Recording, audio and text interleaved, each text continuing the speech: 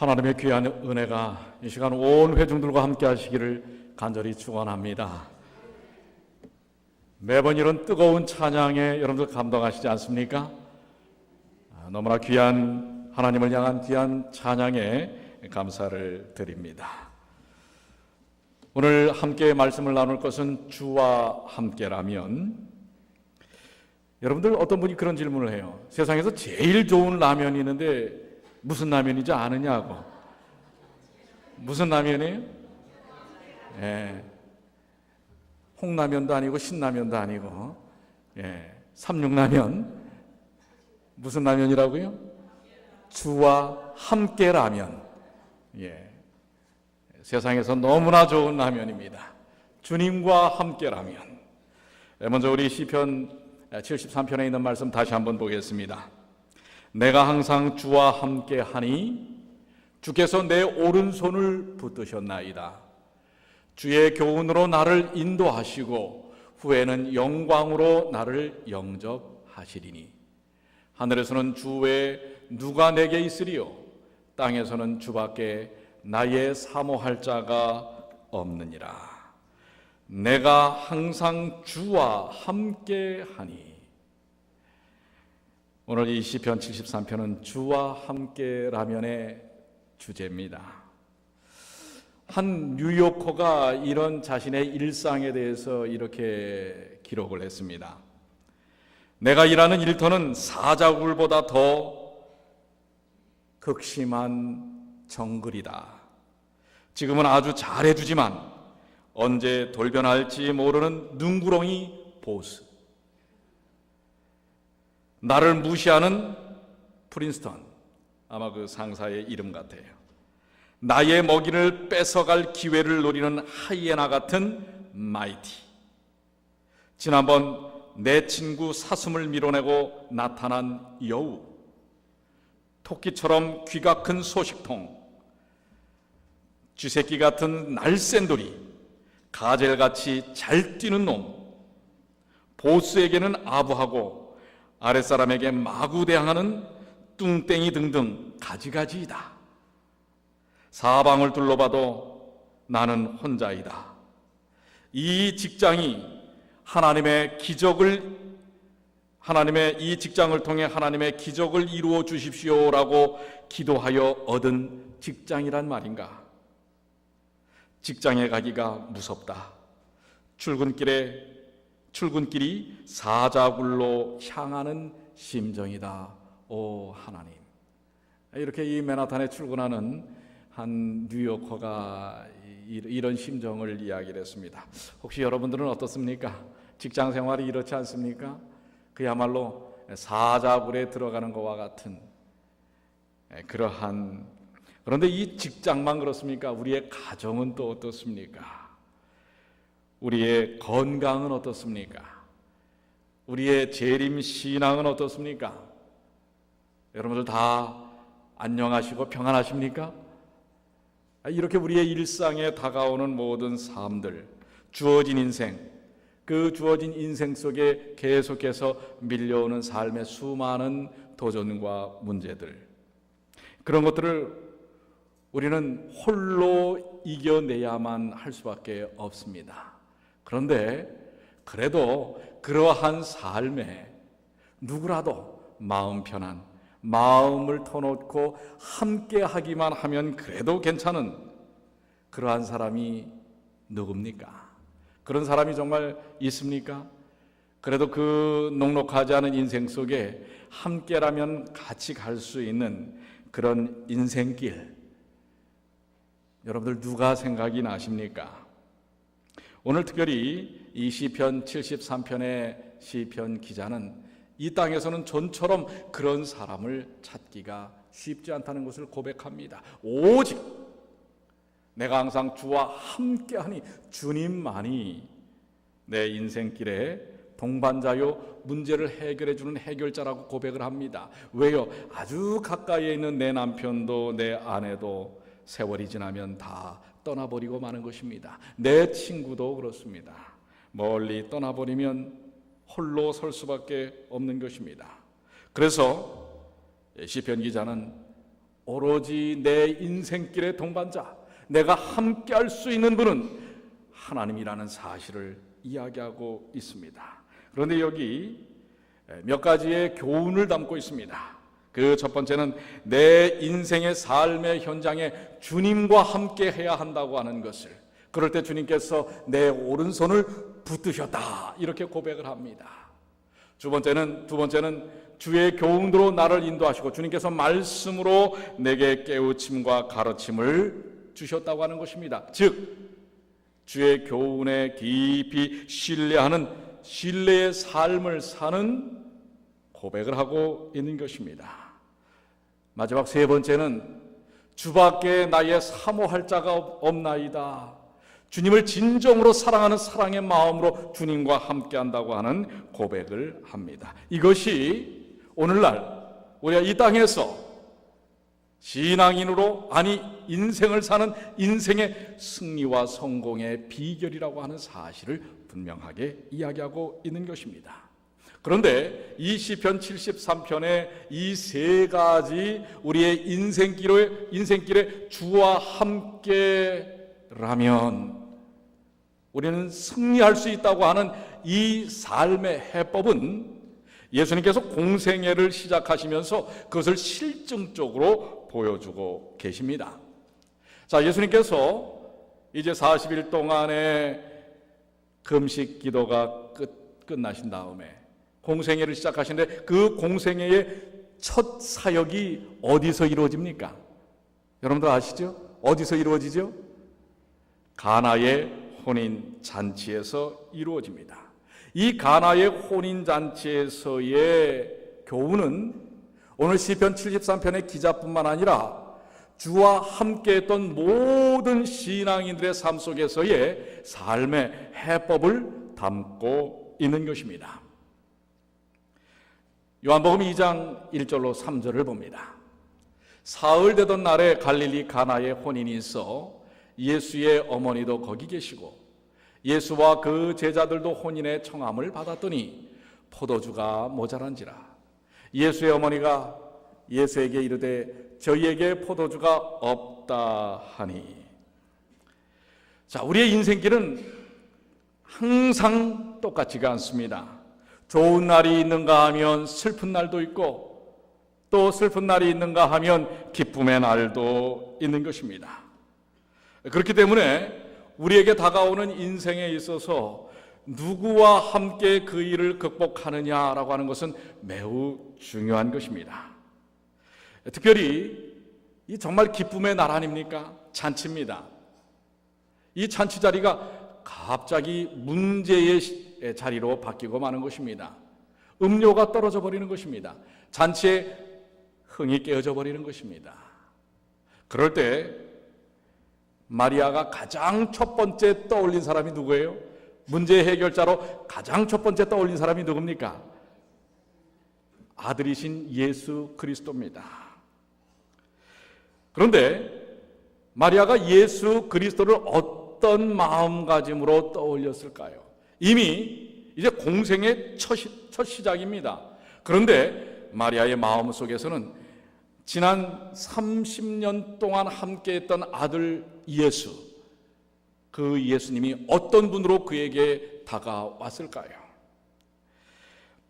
요한복음 2장 5절에 보면 그 종들에게 이렇게 말하는 마리아의 표현이 나옵니다. 무슨 말씀을 하든지 그대로 하라. 대단한 신뢰가 아닙니까? 무슨 말을 하든지 그대로 하라. 어떤 말을 하든지 100% 뭐 하는 거예요? 믿는 것입니다.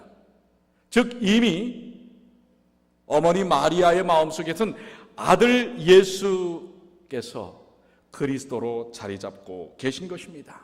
마태복음 16장 17절에 비록 자기 속으로 난 아들이지만 베드로가 고백한 것처럼 주는 그리스도시요 살아계신 누구의 아들이라고요? 내 아들이 아니라 누구의 아들이라고요? 하나님의 아들이니이다라는 고백이 그 말씀 가운데 있는 것입니다.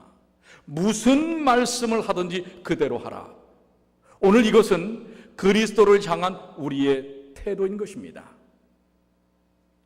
주와 함께라면 주님과 함께 사는 사람들의 첫 삶 속에 기억해야 할 것은 주님이 어떤 분이시냐라는 것입니다. 내 인생에 그분이 어떤 분이신가라는 것을 깨달아야 합니다. 즉 예수 그리스도는 살아계신 하나님 메시아라는 사실을 인정하는 것입니다. 여러분들, 하루 중에 예수님에 대하여 과연 얼마나 생각을 하고 계십니까? 여러분들 한번 그 질문에 답을 해보시길 바랍니다. 여러분들이 24시간의 일상 속에서 예수님에 대한 생각을 얼마나 하고 계십니까? 얼마나 하고 계세요? 우리 신집사님은 하루 종일 한다고 그러세요. 아멘입니다. 아멘 아닙니까? 여러분이 못하면 아멘이라도 하세요. 제가 가까운 어떤 분한테 물어봤어요. 당신은 예수님 생각을 하루에 얼마나 합니까? 그랬더니 별로 안 하는데요, 그러더라고요. 그러면은 누구 생각을 많이 합니까? 그랬더니 남편 생각은 많이 한대요. 그게 어떻게 보면 우리의 일상일지 모르겠어요. 여러분들이 도대체 여러분은 예수님 생각을 얼마나 하고 계십니까? 마리아가 그 순간 그냥 아들 예수로만 봤다면 예수님에게 다가가지 못했을 것입니다. 그리고 그렇게 종들에게 지시하지도 못했을 것입니다. 그러나 이미 마리아의 마음속에는 예수는 누구였어요? 그리스도셨어요. 하나님의 아들이었습니다. 내 아들이 아니라. 사실 예수님께서도 말씀하셨잖아요. 고향에서 선지자가 대접받기가 어렵다고요. 어떤 의미에서 예수님에게 가장 인정받기 어려웠던 대상들은 가족들이었을 것입니다. 그런데 예수님은 정말 하나님의 아들이십니다. 그를 육신적으로 낳은 어머니가 예수님을 메시아로 모시는 것입니다. 자신도 예수님을 통해서 구원을 얻어야 할 죄인이라고 고백하는 것입니다. 무슨 말씀을 하든지 그대로 하라. 오늘 여러분들, 우리가 이 세상 가운데서 아까 얘기한 것처럼 많은 도전들이 있습니다. 우리를 흔드는, 그리고 이 땅에서 홀로 설 수밖에 없는 순간들이 있습니다. 그럴 때 우리에게 다가오셔서 십자가를 통하여 영원한 생명을 주신 예수님이 여러분의 인생 가운데 얼마나 깊이 자리 잡고 계시는가 생각해 볼 필요가 있습니다. 무슨 말씀을 하든지 그대로 하라. 오늘 이것이 주와 함께하는 사람의 첫 번째 삶의 모습입니다. 그런데 우리는 주님께서 말씀하실 때 이유와 핑계를 많이 댑니다. 그것은요, 이러이러해서 이럴 수밖에 없습니다. 여러분들, 그 생각의 지배라고 하는 책이 있는데요, 그 생각의 지배라고 하는 책의 그 서론에 어떤 말이 나오냐면, 나는 햄버거를 먹고 싶은 걸까? 햄버거가 먹고 싶도록 주입된 것일까? 이게 무슨 말이에요? 햄버거를 먹고 싶은 것일까? 햄버거를 먹도록 그 생각이 주입된 것일까? 이 햄버거 하니까 여러분들 느낌이 안 오죠? 라면을 먹고 싶은 것일까? 라면을 먹도록 주입된 것일까? 여러분들 언제 라면이 땡기세요? 아마도 TV에서 라면 먹는 장면이 나오면 분명히 라면이 땡깁니다. 1957년 그 생각의 지배라고 하는 책에 이런 내용을 담고 있어요. 1957년 바로 제가 사는 뉴저지 포트리의 한 극장에서 윌리엄 홀던이라고 하는 그 영화배우가 등장하는 피크닉이라고 하는 영화가 상영이 되었습니다. 제가 무슨 영화 소개하려고 하는 게 아니에요. 그런데 심리학자이자 유능한 광고업자였던 제임스 비컬이라고 하는 사람이 그 영화가 상영되는 도중에 팝콘을 먹어요, 코카콜라를 마셔요 라는 메시지가 담긴 화면을 3,000분의 1초 3,000분의 1초 동안 잠깐. 그런데 그러니까 눈에 보이지 않습니다. 5분마다 한 번씩 그런 장면을 그 슬라이드 속에, 필름 속에 껴놓은 것입니다. 그러니까 그 수천 장의 필름 속에 몇 장 들어있지는 않지만 5분에 한 번씩 그게 하니까, 영화가 보통 한 2시간 정도 한다고 그러면은 몇 번 정도 됩니까? 되죠? 꽤? 60분이면은 12번 아닙니까? 24번. 24카트가 들어갔어요. 수천 장 중에. 그런데 그 영화를 본 사람들이 6주 동안 실험을 했는데 4만 5천 명에게 실시를 했는데, 그 기간 동안에 팝콘과, 그 영화를 본 사람들이 팝콘과 이 코카콜라 판매액이, 팝콘은 57.7%, 그 다음에 코카콜라는 18.1%가 증가했다고 하는 것입니다. 즉 뭐예요? 눈에는 보이지 않아요. 그러나 그것이 우리의 시신경에 자극이 남은 거예요. 남아서 그 자극이 우리의 뭐예요? 대뇌를 자극해서 팝콘이 먹고 싶고 코카콜라가 먹고 싶게 만들어서 그 판매를 증가시켰다고 하는 것입니다. 이게 무슨 효과냐면 잠재의식 효과라고 하는 것입니다. 여러분들, 지난 6,000년 동안 사단이 우리의 삶 속에 얼마나 많은 죄악적인 정보들을 뿌려놨는지 모릅니다. 그래서 예수 그리스도와 함께하는 것이 당연한 것입니다. 그렇습니까? 안 그렇습니까? 하나님과 우리가 사는 것이 당연한 일입니다. 그런데 하나님과 함께하는 것이 당연한 게 아니라 특별한 일이 되어버리고 말았어요. 그저 우리가 살아가는, 의식 없이 하나님 생각하지 않고 예수님 생각하지 않고 살아가는 일상에 그대로 젖어 있는 것입니다. 그래서 어떤 삶의 문제가 오면 하나님께서 분명히 시편 73편에 우리에게 해결하신 해결책이 다 있음에도 불구하고 그것을 까마득하게 잊어버리고 그냥 살아왔던 방식대로 살아가고 있는 것입니다. 그러니까 햄버거나 라면이 먹고 싶은 게 아니라 먹고 싶도록 주입되었던 것처럼 우리의 삶 속에서 죄가 나도 모르는 사이에 주입되어서 죄성으로 흘러가는 우리의 삶의 모습을 보게 되는 것입니다. 그래서 우리는 이러한 삶의 도전에서부터 분명히 극복하기 위하여 마리아가 무슨 말씀을 하든지 그대로 하라라고 하는 하나님을 향한 믿음에 대한 고백과 확신이, 그리고 삶에 우리의 생각의 방에 그분을 모셔야 한다고 하는 것입니다. 여러분, 성경 가운데서 승리했던 믿음의 삶을 살았던 믿음의 선배들이 그들의 능력으로 그렇게 된 것이 아닌 것을 보게 됩니다. 여러분들, 모세는 어떻습니까? 출애굽기 3장 10절로 12절에 이제 내가 너를 바로에게 보내어 너로 내 백성 이스라엘 자손을 애굽에서 인도하여 내게 하리라. 모세가 하나님께 고하되 내가 누구간데 바로에게 가며 이스라엘 자손을 애굽에서 인도하여 내리까? 하나님이 가라사대 내가 정녕 너와 함께 있으리라. 사실 모세는 특별한 인생이었지만은 어떻게 보면은 매우 평범한 인생이었습니다. 그가 우여곡절 끝에 이제 애굽의 궁정에서 40년을 지냈지만 미디안 광야에서 40년을 살면서 완전히 평범한 인생이 돼버리고 맙니다.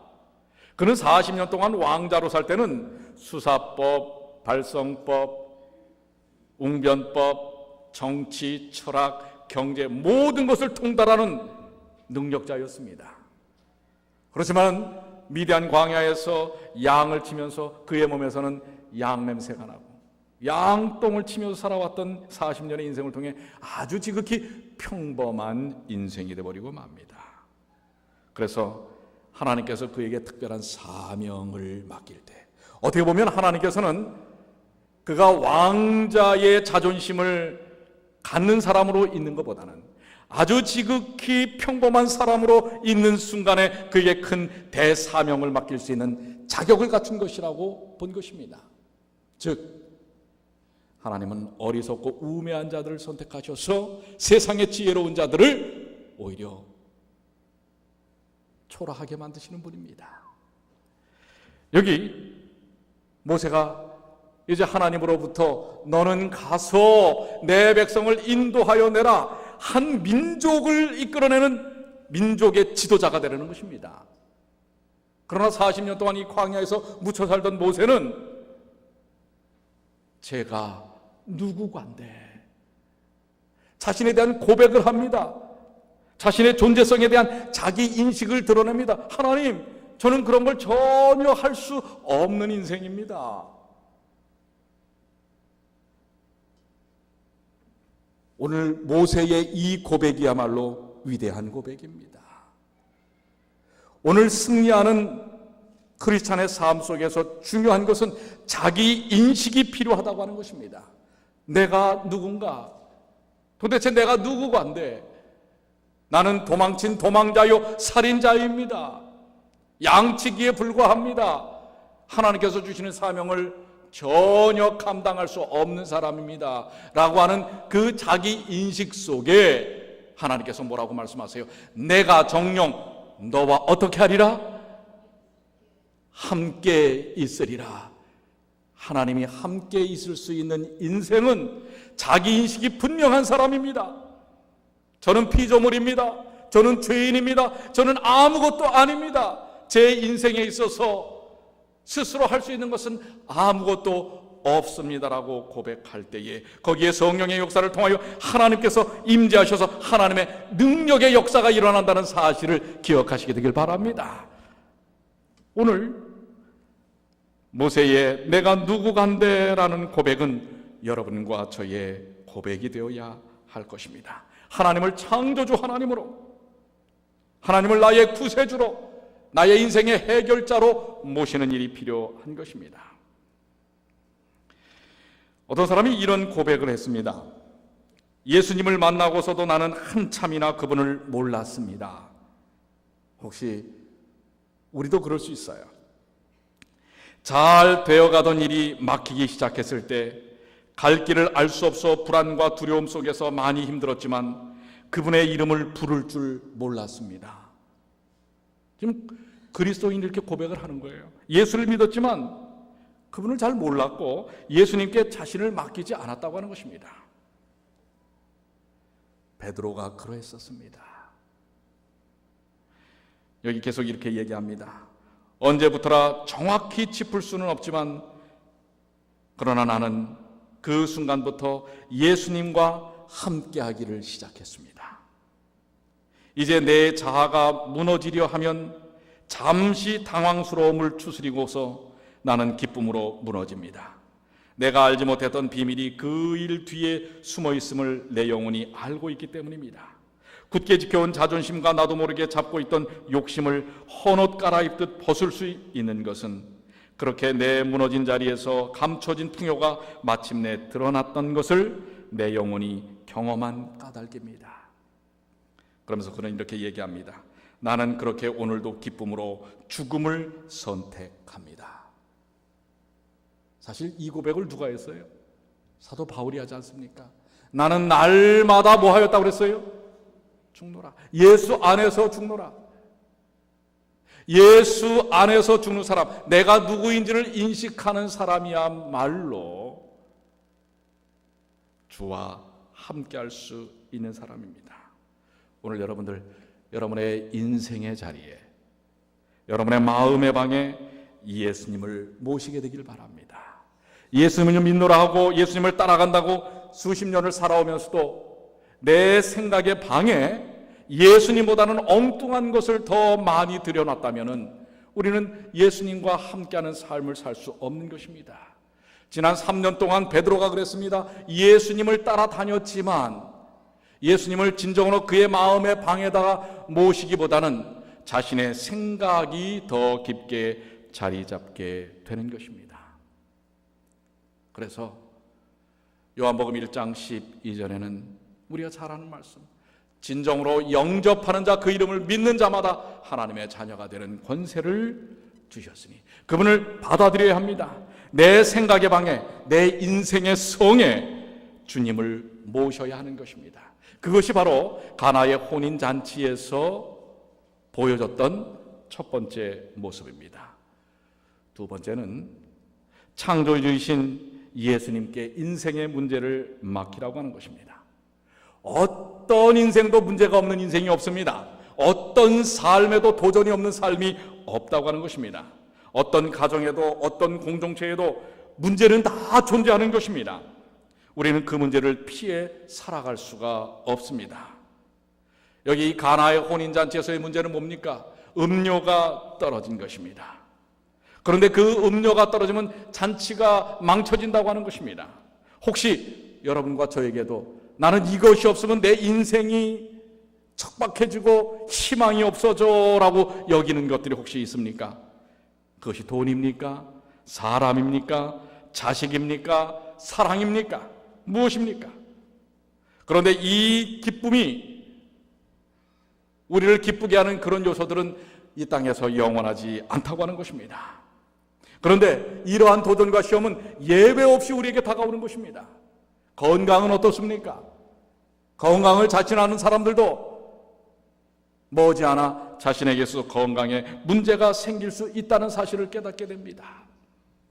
세상에 인기를 얻었던 사람, 잘 나간다는 사람들도 그들의 그 인기가 영원하지 않다는 사실을 깨달을 때에 흔들릴 수밖에 없는 것입니다. 여러분들 지난 며칠 전에 배우 로빈 윌리엄스라고 하는 사람이 자살한 이야기 혹시 들어보셨습니까? 그는 상당히 교훈적이고 좋은 영화에 알려진 배우였다고 합니다. 그런데 63세밖에 안 된 그가 심각한 우울증에 시달리다가 결국은 목을 매서 자살을 했습니다. 세상에서 수많은 사람들의 인기를 얻었던 사람입니다. 돈도 벌었던 사람입니다. 그런데 그가 가졌던 그 모든 것들이 무가치하게 느껴지는 깊은 우울증에 빠지는 것입니다. 여러분들, 이 우울증은 악마의 병이라고 요즘 이야기합니다. 우리 지금 한인 사회 속에서도 이 우울증을 통해서 자살하는 사람들이 상당히 많습니다. 그런데 놀라운 사실은 현대인의 70% 이상이 우울증의 증상들이 있다고 하는 것입니다. 혹시 오늘 이 자리에도 우울증적 증세를 가지신 분들 계십니까?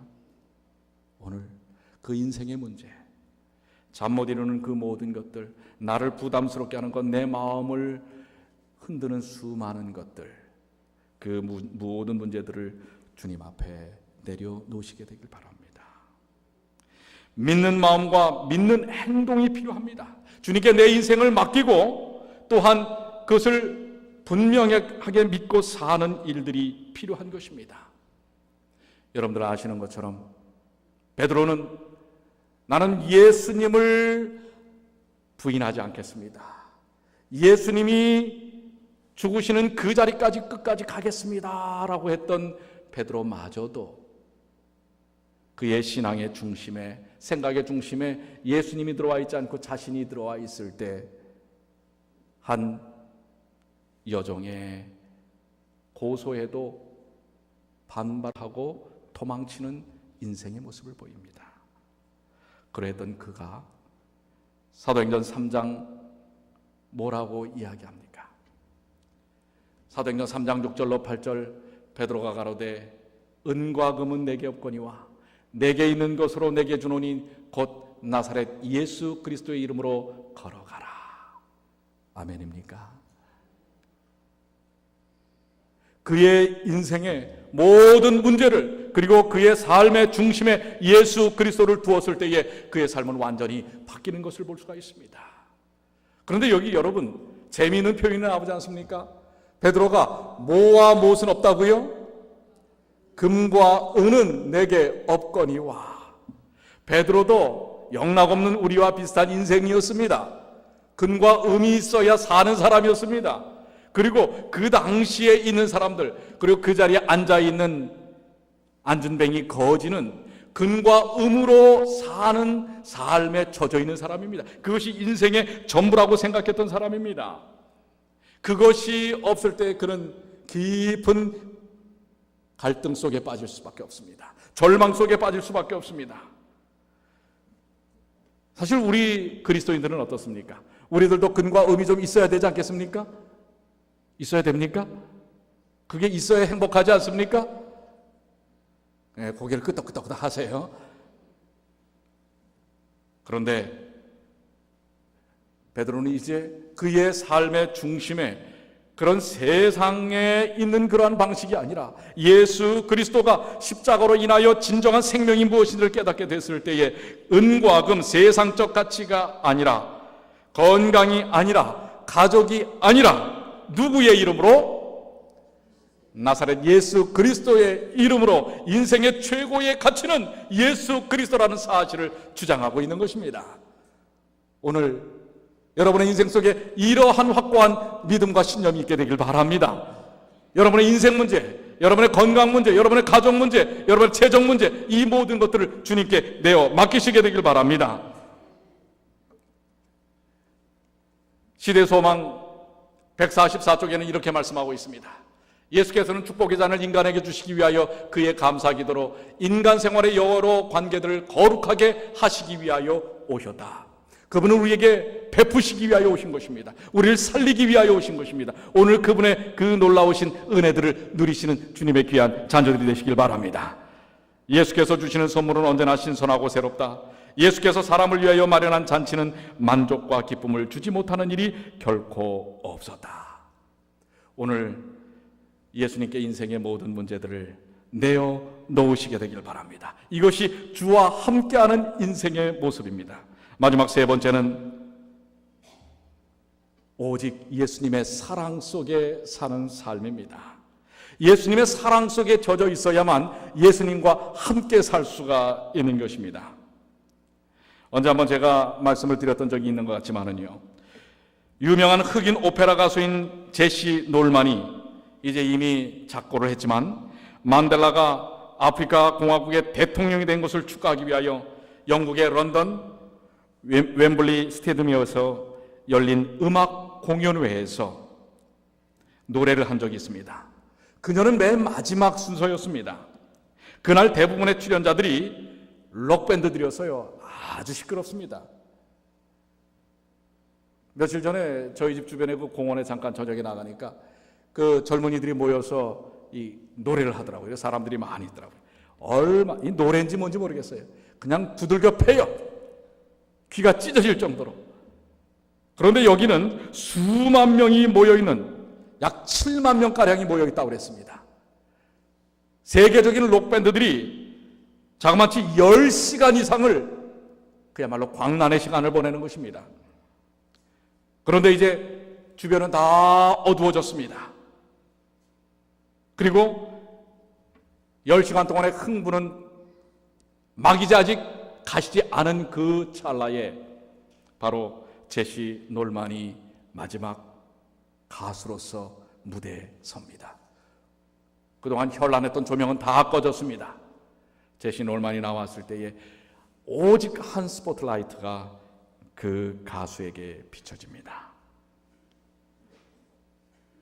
잠시 동안 그는 아무 소리도 하지 않고 마이크를 그냥 잡은 채 미동도 하지 않은 채 고개를 잠시 숙이고 있습니다. 청중들은 도대체 무슨 일일까 생각하며 조금 전까지만 해도 막 들고 뛰던 사람들이 잠잠하게 무대를 쳐다보기 시작했습니다. 그런데 반주도 없이 제시 놀만은 노래를 하기 시작합니다.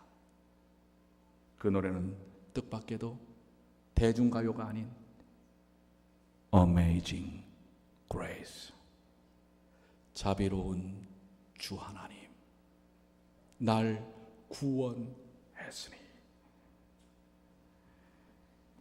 그리스도의 은혜를 통하여 노예 상인이었다가 회개하고 구원받아 노예 해방을 위하여 일하면서 복음을 전하였던 전도자 존 뉴턴이 작사한 바로 그 찬양입니다. 1절이 끝나고 2절이 시작할 때 여기저기서 흐느끼는 울음소리가 들리기 시작했습니다.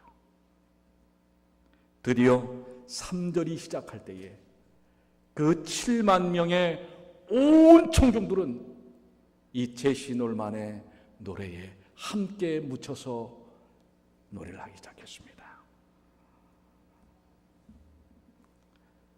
모든 노래가 끝났을 때에 사람들은 부둥켜 안으면서 울고 있었습니다. 그리스도의 은혜가 그 자리에 있던 사람들을 치유하였던 것입니다. 그 이후에 그 자리에 있던 수많은 사람들이 회개하고 교회를 찾았다고 이야기하고 있습니다. 오늘 여러분들, 주님의 그 뜨거운 사랑이 여러분과 저를 인도합니다. 십자가의 그 크신 은혜가, 십자가의 은혜가 여러분과 저를 인도합니다. 그래서 시편 기자의 고백처럼 주와 함께라면, 내가 주와 함께함으로 내 오른손을 주께서 붙드셨나이다. 주의 교훈으로 나를 인도하시고 후에는 영광으로 나를 영접하시리니 하늘에서는 주 외에 누가 내게 없으리요 땅에서는 주밖에 나의 사모할 자 없나이다. 이 세상에 내 가까이 있는 사람들이 다 떠나도 오직 주님과 함께 한다면 나는 이 거친 세상을 이겨낼 수 있습니다. 오늘 사실 이 제목에 맞는 찬양을 준비를 했습니다. 주와 함께라면. 여러분들 주와 함께라면 하면서 라면을 자꾸 생각하지 마세요. 예. 여러분들 시간이 많이 지났기 때문에 제가 가사만 읽어드리도록 하겠습니다. 우리 반주를 좀 넣어주세요. 주와 함께라면